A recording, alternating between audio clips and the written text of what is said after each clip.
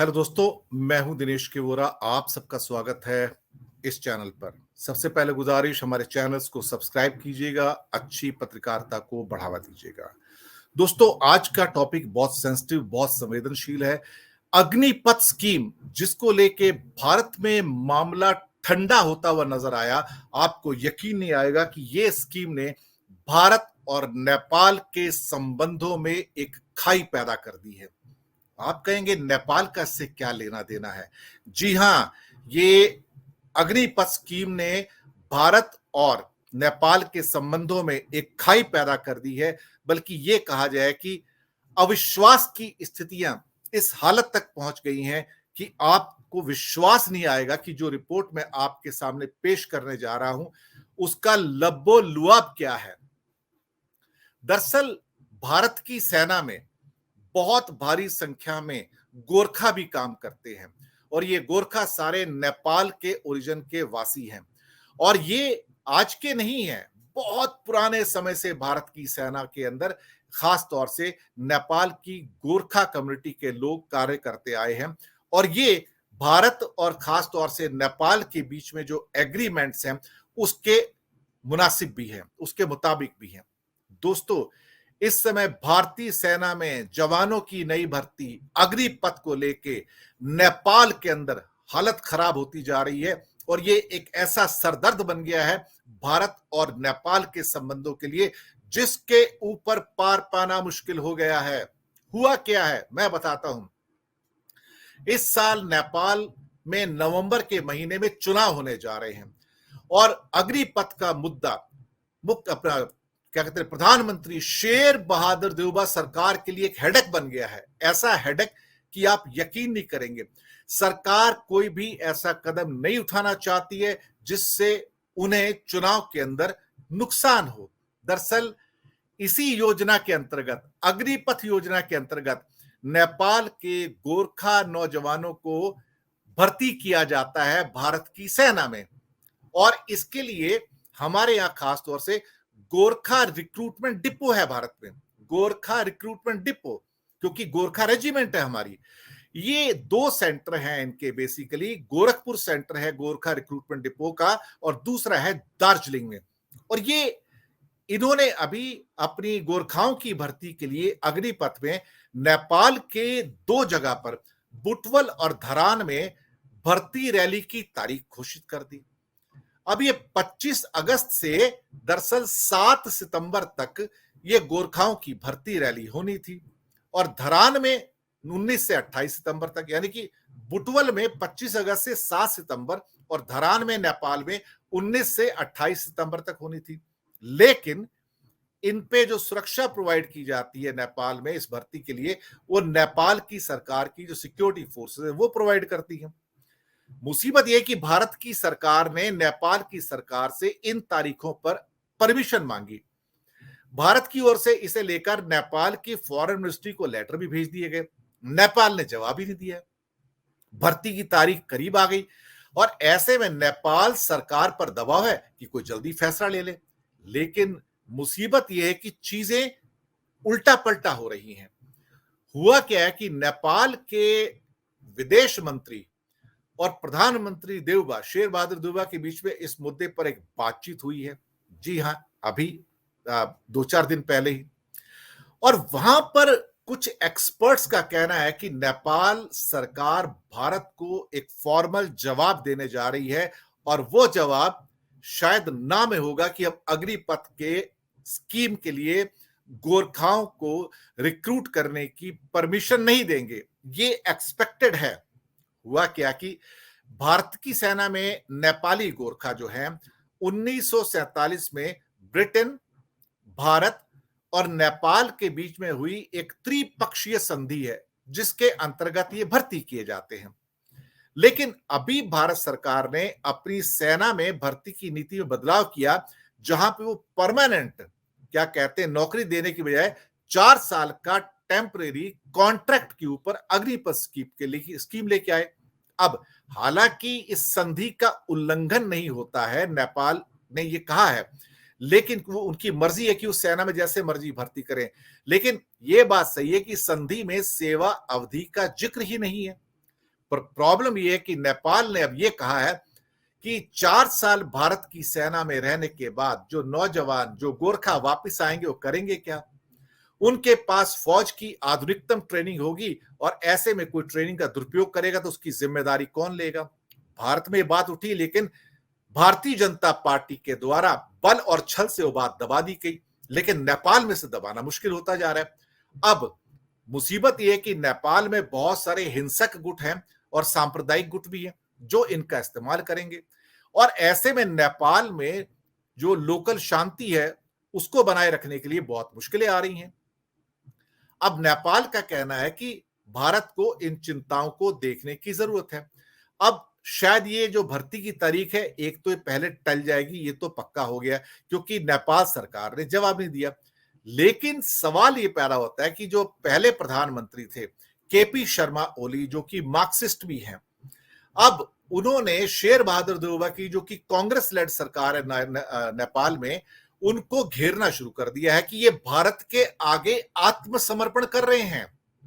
KP Sharma Oli हमेशा से चीन के पाले में जाते नजर आते रहे हैं और चीन की अच्छी दोस्ती और भारत को हमेशा उन्होंने इग्नोर किया, लेकिन उसके पीछे भारत ने भी देखा जाए तो नेपाल को पिछले कई सालों में इग्नोर किया और अब ऑफ लेट थोड़े से संबंधों में कुछ गर्माहट आनी शुरू हुई है जब शेर बहादुर देउबा आए वहां पे। लेकिन चांसेस ये थे कि केपी शर्मा ओली हार जाते, पर मुसीबत ये कि इस अग्निपथ योजना के कारण शेर बहादुर देउबा जो है अब परेशानी में आ गए, क्योंकि अगर वो भारत को यस कर देते हैं तो केपी शर्मा ओली ये चुनाव जीत जाते हैं। और मुसीबत ये है कि केपी शर्मा ओली की जो विदेश मंत्री थे प्रदीप ग्यावाली जो थे, उनका कहना है कि अग्निपथ योजना 1947 की ट्राइलेटरल या त्रिपक्षीय संधि का उल्लंघन है। शेर बहादुर देउबा जो कि पीएम है वो कहते हैं उल्लंघन नहीं है। अब प्रदीप ग्वाले ने कहा कि भारत ठीक है, केपी शर्मा ओली के जो विदेश मंत्री थे, कि भारत आजाद है कि सेना में भर्ती के नीति अपने हिसाब से बना ले, लेकिन हम इस अग्निपथ को एक्सेप्ट नहीं करेंगे। अब मुसीबत यह है कि यहां पर जो कम्युनिस्ट पार्टी ऑफ नेपाल है, जो मार्क्सवादी और लेनिनवादी है केपी शर्मा ओली की, और बाकी जो कांग्रेस को जो सपोर्ट मिल जा रहा है वो उसका सपोर्ट नहीं करेंगे। दूसरी बात, प्रदीप ग्वाले ने कहा कि हमारी पार्टी चाहती कि भारतीय सेना में नेपाली गोरखाओं की भर्ती नीति की समीक्षा होनी चाहिए, और एक खास बात कही, हमारे नागरिक, नेपाल के नागरिक, नेपाल के गोरखा किसी दूसरे की देश सेना में जाकर कॉन्ट्रैक्ट बेसिस पे चीन या पाकिस्तान से क्यों लड़ेंगे? परमानेंट कमीशन होता लड़ेंगे, भारत की सेना में है, लेकिन कॉन्ट्रैक्ट पे आके क्यों लड़ेंगे? नेपाल ने अब यहां तक कह दिया है कि हमारे तो अच्छे संबंध है चीन से, हमारे अच्छे संबंध है पाकिस्तान से, जो द्विपक्षीय है, बायलैटरल है। तो अगर आप मेरे को कॉन्ट्रैक्ट पे 4 साल के लिए ले रहे हैं तो मैं भारत के लिए चीन और पाकिस्तान से क्यों लड़ूंगा? मेरा दिमाग सही है क्या? ये तो बहुत बड़ा इल्जाम आया।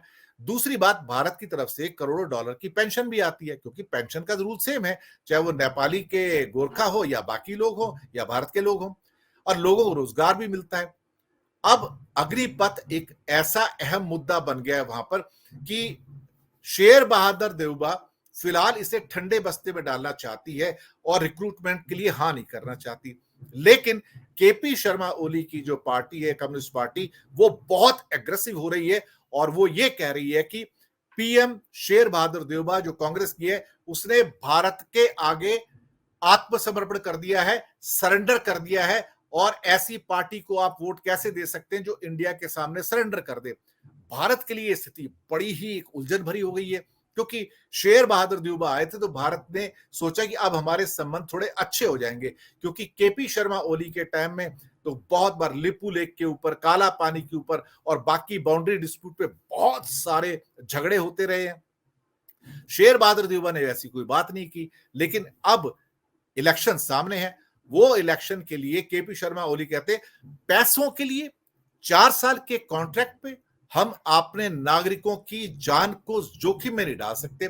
कॉन्ट्रैक्ट पे जाके ये किसी के लिए लड़ेंगे, वो भी इंडियन आर्मी के लिए? सवाल ही नहीं पैदा होता, और हम झुकेंगे नहीं। ऊपर से शेर बहादुर देउबा अब फंसे पड़े हैं बीच में, अब वो कहें क्या? अब ये भी नहीं कह सकते कि हम अपने लोगों को कॉन्ट्रैक्ट में भेजेंगे या नहीं भेजेंगे। अब मुसीबत यह है कि हालांकि इल्जाम ये भी है कि ओली की पार्टी सत्ता में रहती तो कुछ और बोलती है, सत्ता से बाहर होती है तो कुछ और बोलती है। पर ओली की पार्टी भारत का विरोध करती है, ये जग जाहिर है और ये सबको पता है। नेपाल में जो भारत के राजदूत हैं उनसे जब पूछा गया तो उन्होंने कहा कि हमने उल्लंघन तो नहीं किया, लेकिन इसकी संवेदनशीलता नेपाल के लिए थोड़ी अलग है। अब ऐसे में शेर बहादुर देउबा जो कि प्राइम मिनिस्टर हैं और उनके एक और साथी हैं पुष्प कमल दाहाल प्रचंड, जो कि केपी शर्मा ओली के साथ में थे, अब उनसे टूट के अलग उन्होंने अपना कम्युनिस्ट पार्टी और नेपाल बना लिया। सवाल ये पैदा होता है कि दहल भी जो कि बड़ा हिस्सा है आज की सरकार में, वो शेर बहादुर देउबा को खास तौर से अग्निपथ स्कीम के ऊपर दबाव डाल रहे हैं कि आप इसको एक्सेप्ट नहीं कर सकते हैं किसी भी हालत में, हम आपको एक्सेप्ट नहीं करने देंगे, अगर आपने ये एक्सेप्ट किया तो ये हमें मंजूर नहीं होगा और आपकी सरकार गिर जाएगी। तो राजनीतिक समीकरण जो नेपाल में इस समय बन और बिगड़ रहे हैं, उसकी वजह से भारत एक सख्ते में आ गया कि अब किया क्या जाए। भारत ने कभी सोचा भी नहीं था कि अग्निपथ स्कीम जो भारत में ऑलमोस्ट सेटल हो गई, विरोध ठंडा हो गया, वो भारत और नेपाल के संबंधों में इतनी बड़ी कड़वाहट और खाई पैदा कर देगी कि हम यकीन ही नहीं कर पाए। बल्कि हालात ऐसे हो गए हैं, अगर प्राइम मिनिस्टर शेर बहादुर देउबा जो कांग्रेस के हैं और उनको कम्युनिस्ट पार्टी के प्रचंड दहल जो है उनकी सपोर्ट मिल रही है, अगर ये अग्निपथ को सपोर्ट करते हैं, चुनाव हार जाते हैं, चुनाव हार जाते हैं तो केपी शर्मा ओली वापस आते हैं, केपी शर्मा ओली वापस आएंगे, उनकी बहुत बड़ी सपोर्ट है, वो कहेंगे शेर बहादुर देउबा भारत के सामने सरेंडर कर रहे हैं और हम अपने लड़कों को 4 साल के कॉन्ट्रैक्ट के ऊपर 4 साल के कॉन्ट्रैक्ट के ऊपर चीन और पाकिस्तान से लड़ने के लिए भारत की सेना में नहीं भेजेंगे। ये नेपाल का अपमान है। ये बात तो बिल्कुल सही है, ये बात तो बिल्कुल मैं भी समझता हूं इस बात को कि हाँ, ये इस बात में बहुत बड़ा दम है। दोस्तों, ये सारी कहानी है और इस चक्कर में भारत अब उलझ गया कि इस अग्निपथ स्कीम का करें क्या, क्योंकि अगर गोरखाओं को भर्ती नहीं करते तो गोरखा रेजिमेंट बाहर हो जाती है और गोरखाओं को रिक्रूट नहीं करते तो भारत और नेपाल की जो संधि है वो संधि खराब होती है और साथ में नेपाल एक बार फिर से भारत के पाले से छिटक कर एक बार चाइना के पाले में फिर जा चला जाएगा। तो भारत के लिए तो इधर कुआं है उधर खाई है, यानी कि जो भी डिसीजन यहां पे लेना होगा वो भारत को लेना होगा, न कि नेपाल को। लेकिन भारत दो फैसले कैसे करेगा कि भारत के सैनिकों के लिए एक स्कीम और नेपाल के सैनिकों के लिए एक स्कीम, ये तो हो नहीं सकता। लेकिन इसमें अल्टीमेटली नेपाल अग्निपथ में अपने सैनिक भेजेगा नहीं और हार इसमें भारत की ही अंततः होगी, क्योंकि भारत की जो बड़ी बहादुर जो गोरखा रेजिमेंट है वही डेप्लीट होगी और उसकी वजह से भारत और नेपाल के संबंध और ज्यादा खराब होंगे, क्योंकि नेपाल कहेगा आपने संधि तोड़ी है, इस संधि में कहीं नहीं लिखा, जैसे केपी शर्मा ओली ने कहा कि आप टेम्पररी रिक्रूटमेंट करेंगे, आपने कहा था कि आप सेना में परमानेंट रिक्रूटमेंट करेंगे, कहीं पे प्रोविजन नहीं है टेम्पररी रिक्रूटमेंट का। हम अपने टेम्पररी लोग 4 साल के कॉन्ट्रैक्ट पे नहीं देंगे। अब भारत और नेपाल के संबंधों में नई खटास, नई कड़वाहट, नई खाई, नई दरारें। अब इससे कैसे निपटेंगे पता नहीं, लेकिन फिलहाल इस एक मुद्दे ने भारत और नेपाल के बीच में खटास बढ़ा दी है। दोस्तों, बताइए ये प्रोग्राम कैसा लगा आपको? बहुत बहुत शुक्रिया आपका हमारे साथ बने रहने के लिए और हाँ, हमारे चैनल्स को सब्सक्राइब जरूर कीजिएगा, क्योंकि यहां से आपको बेहतरीन महत्वपूर्ण विश्लेषण मिलते हैं। धन्यवाद आप सबका।